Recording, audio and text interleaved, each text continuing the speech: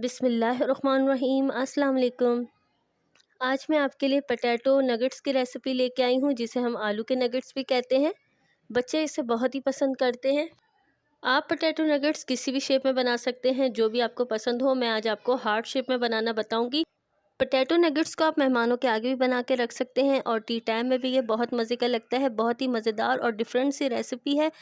ऊपर से क्रंची और अंदर से बहुत ही सॉफ्ट, बहुत ही मज़ेदार और बहुत ही यम्मी से बनते हैं। तो चले रेसिपी को स्टार्ट करते हैं और आपको बताते हैं मज़ेदार से ये पोटैटो नगेट्स बनाने के लिए हमें किन इंग्रेडिएंट्स की ज़रूरत है। 1 किलो मैंने आलू लिए थे और इन्हें मैंने पानी से अच्छे से वॉश कर लिया, ताकि इनके ऊपर जो मिट्टी वगैरह है वो भी साफ़ हो जाए। इन्हें मैं बीच से हाफ़ कर लेती हूँ। तो तमाम आलू को मैंने बीच से हाफ़ कर लिया है और इसको बॉयल करेंगे।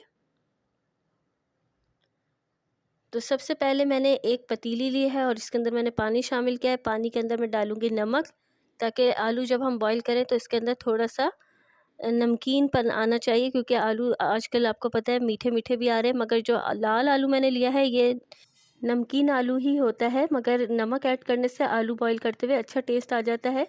तो यहाँ मैंने तमाम आलू पानी के अंदर शामिल कर दिए हैं। अब आलू को मैं बॉईल कर लूँगी, उसके बाद मैं आपको दिखाती हूँ। तकरीबन 15 मिनट लगे हैं, आलू बॉईल हो चुके हैं। आप नाइफ़ से या स्टिक से चेक कर लें। तो यहाँ पर आलू बॉईल हो गए। अब मैंने इसको एक स्ट्रेनर पर निकाल दिया, ताकि इसका पानी भी निकल जाए और ये थोड़े ठंडे हो जाए। आलू ठंडे होंगे तो मैं इन्हें छील लूँगी। तो आलूओं को मैंने छील लिया है, अब हम इसे ग्रेट करेंगे। तो यहाँ पर मैंने कद्दूकश करने वाला ले लिया, जिससे हम आम गाजर वगैरह भी कद्दूकश करते हैं। तो मैं इस वाली साइड से इसको कद्दूकश करूँगी, मतलब ग्रेट कर लूँगी। तो आलूओं को ग्रेट इसलिए करते हैं ताकि इसके अंदर कोई गुठली वगैरह ना रहे, क्योंकि हमें बिल्कुल मैश आलू चाहिए इसके लिए। तो यहाँ पर मैं तमाम आलूओं को ग्रेट कर लेती हूँ। उसके बाद मैं आपको बताती हूँ कि नेक्स्ट स्टेप में हमने क्या करना है। आलूओं का बहुत ज़बरदस्त सा स्मूथ सा पेस्ट बन चुका है और इसके अंदर कोई भी अब गुठली मौजूद नहीं है। अब मैं इसके अंदर स्पाइसेस ऐड करूँगी। तो सबसे पहले मैं इसमें शामिल करूँगी कॉर्नफ्लोर 3 खाने के चम्मच। कॉर्नफ्लोर से बाइंडिंग भी बहुत अच्छी हो जाती है, तो आप इसे ज़रूर ऐड करिएगा। 3 खाने के चम्मच डाल दिए हैं। अब मैं इसके अंदर नमक शामिल करूँगी। नमक मैंने बॉईल के दौरान भी डाला था, इसलिए मैं इसके अंदर 1 चाय का चम्मच अभी शामिल कर रही हूँ। पिसी हुई काली मिर्च भी 1 चाय का चम्मच, पिसी हुई लाल मिर्च 1 चाय का चम्मच और कुटी हुई लाल मिर्च भी शामिल करेंगे 1 चाय का चम्मच। और साथ में मैं इसमें शामिल कर दूँगी हरा धनिया चॉप किया हुआ। अगर आपके पास पुदीना है तो आप पुदीना भी डाल सकते हैं। अब मैं इसे हाथों की मदद से अच्छे से मिक्स कर लूँगी। आपने भी हाथों से अच्छे से मिक्स करना है, ताकि कोई गुठली ना रहे। आलू में कोई गुठली वगैरह हुई तो हाथ से मैश हो जाएगी। तो यहाँ मैंने आलूओं को मिक्स कर लिया है। अब यहाँ पे मैंने लिए हैं ब्रेड क्रम्स। ये हमें चाहिए होंगे पोटैटो नगेट्स के ऊपर लगाने के लिए। तो ये होममेड ब्रेड क्रम्स है, इसकी रेसिपी मैं आपके साथ शेयर कर चुकी हूँ। और साथ में आपको मैं मसाला दिखा देती हूँ जो हमने नगेट्स के लिए तैयार किया है। बहुत ही ज़बरदस्त, बहुत ही मज़ेदार सा। और ये रहे हमारे ब्रेड क्रम्स। अब मैंने एक हार्ट शेप का कटर लिया है। आप चाहें तो किसी भी शेप का ले सकते हैं, जो भी शेप आपको नगेट्स की चाहिए। तो इसके अंदर मैं थोड़ा सा ऑयल लगाऊंगी, ताकि जब इसके अंदर हम आलू का मसाला फिल करें तो वो चिपके नहीं। तो आपने भी फिंगर से पहले अच्छे से इसमें ऑयल लगा लेना है। अब थोड़ी सी क्वांटिटी में मसाला लेना है और इसके अंदर शामिल करना है, और जो एक्स्ट्रा मसाला होगा हम इसे अलग कर लेंगे।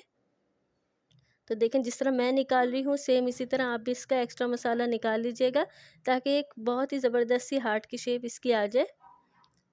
तो मैंने एक्स्ट्रा जो आलू थे वो सारे निकाल दिए हैं। और अब ये देखें, थोड़ी सी नीचे जगह खाली है, तो मैं इसको प्रेस करूँगी ताकि ये भी फिल हो जाए। फिंगर से आपने अच्छे से इसको फिल कर लेना है।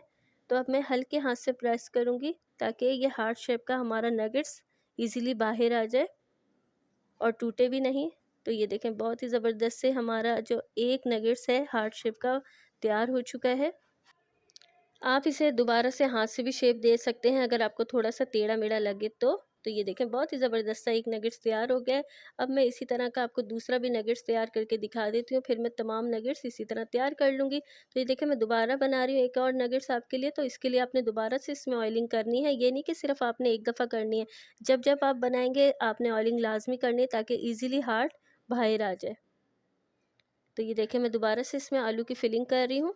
तो आप बच्चों को बना के ज़रूर दीजिएगा, ये रेसिपी बच्चे बहुत पसंद करेंगे। और आजकल बच्चों के स्कूल भी ओपन है, तो आप बच्चों को लंच बॉक्स में भी बना के ये दे सकते हैं। और ये जो पोटैटो नगेट्स की रेसिपी है वो इतनी आसान है कि आप इसे फ़ौरन बना सकते हैं। इसको बना के रखने की भी ज़रूरत नहीं है। जब कोई मेहमान आ जाए या फिर आपको बच्चों को लंच बॉक्स में बना के देने, या फिर आपका दिल चाह रहा है कि शाम की चाय के साथ कुछ स्नैक सा हो जाए, तो आप इजीली इसको बना सकते हैं। बहुत थोड़े टाइम में बहुत मज़ेदार से ये नगेट्स तैयार हो जाते हैं। तो बहुत ही मज़ेदार बनते हैं, ज़रूर ट्राई करिएगा। अपनी फैमिली और फ्रेंड्स के साथ भी शेयर करिएगा। तो ये देखें दूसरा हार्ट भी हमारा तकरीबन तैयार हो चुका है। अब दोबारा से मैं इसे फिंगर से शेप दे दूँगी। अभी मैं थोड़े से मसाले के पोटैटो नगेट्स आपको बना के दिखा देती हूँ, ताकि मैं आपको इसकी फ़ाइनल लुक दिखा सकूँ। बाकी जो आलू हैं उसके मैं नगेट्स बाद में तैयार कर लूँगी, जब हमें खाने होंगे। तो अभी मैंने यहाँ पर थोड़े से नगेट्स आपके लिए तैयार कर लिए हैं, ताकि मैं आपको दिखा सकूँ। माशाल्लाह से कितने ज़बरदस्त लग रहे हैं। और आप यकीन करें, जब आप इसे ट्राई करेंगे और बच्चों को देंगे, तो आपके बच्चे हर दफ़ा फ़रमाइश करेंगे कि हमें आलू के ये ज़बरदस्त से नगेट्स बना के खिलाएँ। तो अब चलते हैं इसकी हम कोटिंग की तरफ। तो सबसे पहले मैंने अंडे में नगेट्स को डिप किया है। तो यहाँ पे मैंने 2 अंडे लेके उन्हें सिंपल फेंट लिया था, इसके अंदर कुछ भी ऐड नहीं करना आपको। और अब मैं इसको शामिल कर दूँगी ब्रेड क्रम्स के अंदर। ये ब्रेड क्रम्स मैंने होममेड बनाए थे, इसकी रेसिपी मैं आपके साथ शेयर कर चुकी हूँ।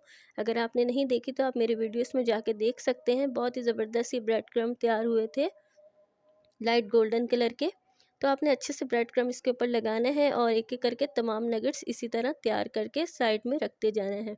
तो अंडा आपको लग रहा होगा येलो से कलर का, तो ये अंडा ही मैंने फेंटा है, इसके अंदर मैंने कुछ भी ऐड नहीं किया है।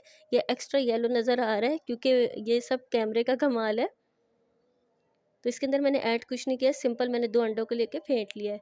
तो एक-एक करके मैं तमाम आलू के नगेट्स जो हैं इसी तरह तैयार कर लूँगी। अगेन हम इसके ऊपर अच्छे से ब्रेड क्रम्ब लगाएँगे। चारों साइड से आपने अच्छे से लगाना है, ताकि जब हम इसे फ्राई करें तो बहुत ही ज़बरदस्त सी इस पे लुक आए। तो ये देखिए मैंने तमाम ब्रेड क्रम्ब्स इसके ऊपर लगा दिए हैं। अब इसको भी मैं प्लेट में रख दूँगी और सारे नगेट्स तैयार कर लूँगी। तो यहाँ मैंने तमाम जो नगेट्स हैं उनको तैयार कर लिया है फ्राई करने के लिए। देख सकते हैं कितने ज़बरदस्त लग रहे हैं और बहुत ही मज़ेदार बनते हैं। आप इसे केचप मायोनीज़ के साथ खाएँ तो बहुत ही मज़े के लगते हैं। तो अब इसको फ्राई करते हैं।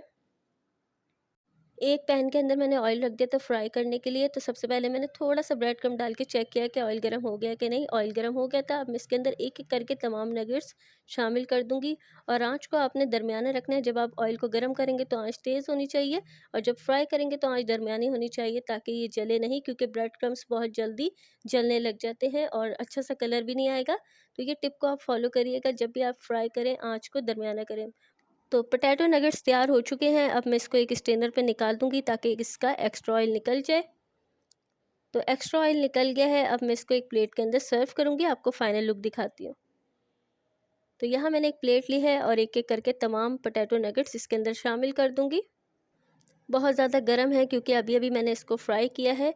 तो बहुत ही मज़े के बने हैं, और आप इसके ऊपर कलर चेक करें कितना ज़बरदस्त लग रहा है, और जो हार्ट शेप थी उसकी वजह से ये और मज़े के लग रहे हैं। तो उम्मीद करती हूँ आज की आसान और मज़ेदार सी रेसिपी आपको बहुत पसंद आएगी। रेसिपी पसंद आई तो मेरे चैनल को सब्सक्राइब कर लें, बेल आइकन पे क्लिक कर दें, ताकि कोई भी वीडियो अपलोड करूँ उसका नोटिफिकेशन आपको मिल जाए। अपनी फैमिली और फ्रेंड्स के साथ भी मेरी वीडियोज़ को शेयर किया करें। अपना बहुत सारा ख्याल रखिएगा, दुआओं में याद रखिएगा। इंशाल्लाह फिर एक आसान और मज़ेदार सी रेसिपी के साथ मुलाकात होगी। अल्लाह हाफ़िज़।